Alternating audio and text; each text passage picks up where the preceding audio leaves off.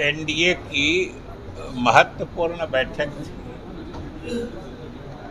माननीय मुख्यमंत्री जी की ही पहल पर जो एनडीए के 5 घटक दल हैं, भाजपा है, जदयू है, लोजपा है, रालोमा है, फिर हम पार्टी है सेकुलर, पांचों दलों के सभी राष्ट्रीय और प्रदेश से लेके जिला स्तर के पदाधिकारी,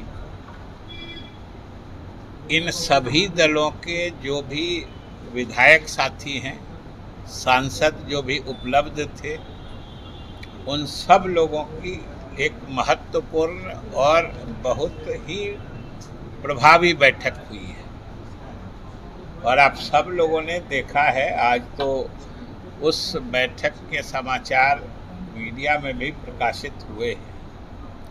और सही बात यही है कि उस बैठक में सभी दल के नेताओं ने और विधायकों ने, विधायक दल के नेताओं ने, पार्टी के पदाधिकारियों ने, सबों ने अपनी राय रखी।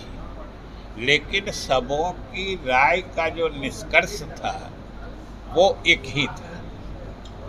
सारे लोगों की बात एक ही जगह पहुंच रही थी कि नीतीश कुमार का नेतृत्व, पहली बात।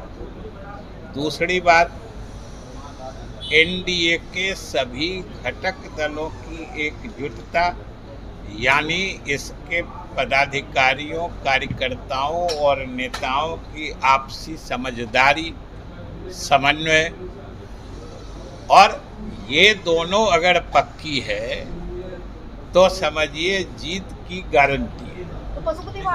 अब यही उस बैठक का निष्कर्ष था, जो आप लोगों को बता भी दिया गया है। सभी लोगों ने एक स्वर से इस बात को अपनी अपनी भाषा में रखा। और सबसे बड़ी बात थी कि सब लोगों ने संकल्पित होकर 2025 शुरुआत हमारी होगी, जो सामने 4 जगह पर उपचुनाव हैं, और इस उपचुनाव के बाद जो हम लोगों का 2025 में आम चुनाव है, ये सभी लोगों ने संकल्प लिया है। और सभी लोगों ने ये महसूस किया है कि इस बार जो हमारी जीत होने जा रही है, नीतीश कुमार के नेतृत्व में एनडीए गठबंधन की जीत, ये 2010 से भी बड़ी जीत होने जा रही है। ये सब लोगों की न सिर्फ धारणा थी, बल्कि विश्वास झलक रहा था उस बैठक में, कि जैसे उस बार हम लोग 2010 में 206 सीट लाए थे, इस बार 220 के करीब हम लोग उम्मीद कर रहे हैं। और ये सारे दलों के नेता, पदाधिकारी सब इस विषय पर एकमत थे।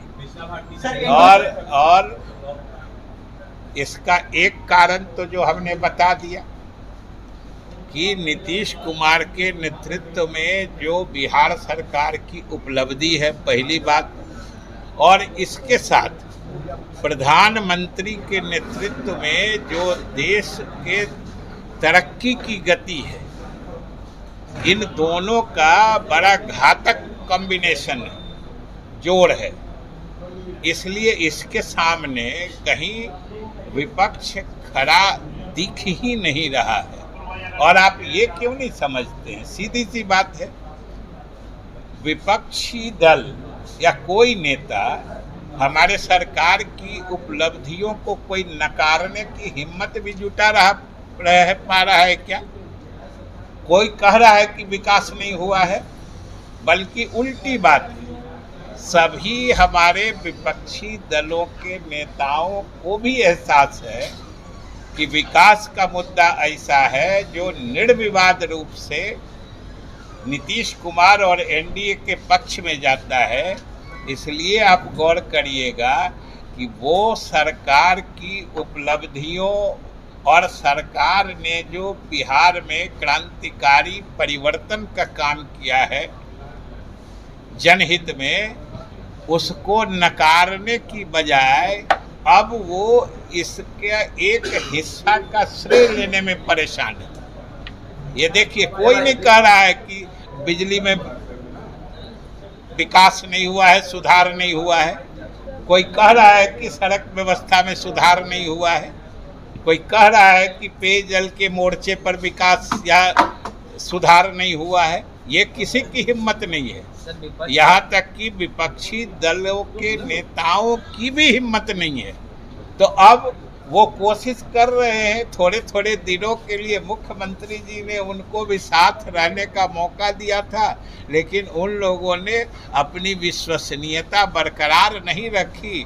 तो वही थोड़े दिन में काम नीतीश कुमार का था, इसी में सट के घुस के थोड़ी श्रेय लेने की कोशिश कर रहे हैं। नकारने की हिम्मत नहीं है। ये सबसे बड़ी बात है जो बिहार की जनता देख रही है और समझ रही है।